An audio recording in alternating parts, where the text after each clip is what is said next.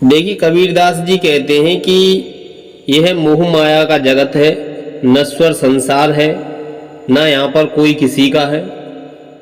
परंतु जब गृहस्थ धर्म धारण किया है तो उसी हिसाब से मनुष्य के लिए अपना जीवन यापन करना चाहिए।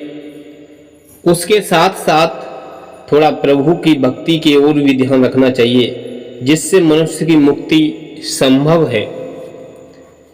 आइए कबीरदास जी के द्वारा एक कहानी को विस्तार से समझेंगे। कबीरदास जी और गोरखनाथ की मुलाकात कैसे हुई उसके बारे में भी हम समझेंगे।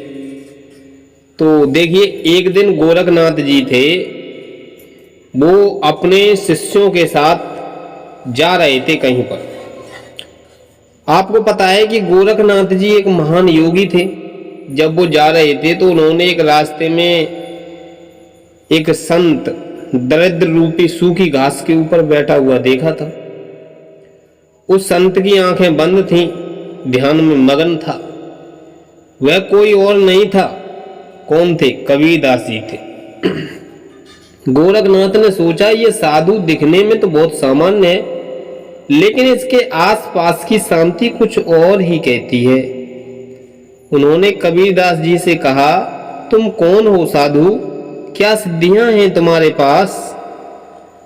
कबीर शांत थे, कुछ बोले नहीं। तब गोरखनाथ बोले, हमने योग से शरीर पर विजय पाई है, हवा में उड़ सकते हैं, जल पर चल सकते हैं, तुम क्या कर सकते हो? कबीर ने आंखें खोली और धीरे से मुस्कुराए और बोले, मैं कुछ नहीं कर सकता, बस राम नाम जपता हूं। गोरखनाथ बोले, नाम से क्या होता है? सिद्धि तो क्रिया से होती है ना, ध्यान तभी आता है। तब कबीर बोले, ध्यान तब होता है जब मन में राम का नाम स्मरण हो। वह बांसुरी है जिसके मन की हवा स्वर बन जाती है राम के नाम। तो गोरखनाथ बोले, हमने कई चमत्कार किए हैं, योग की सिद्धि देखी है। कबीर बोले, जब आत्मा को आत्मा में ही सुख मिलने लगे तब चमत्कार भी बच्चों का खेल लगते हैं।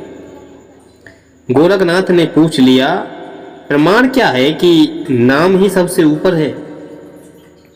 कबीर ने कहा, प्रमाण चाहिए तो मृत्यु के बाद देख लेना, शरीर यहीं छूट जाएगा पर नाम साथ जाएगा। गोरखनाथ बड़े गंभीर होकर के बोले, पर साधना के बिना मुक्ति कैसे हो सकती है? तो कबीरदास जी बोले कि साधना जरूरी है, पर उसमें अहंकार आ गया है, मैं क्या कर रहा हूं, तो सब व्यर्थ है। नाम वह नदी है जिसमें मैं बह जाता हूं।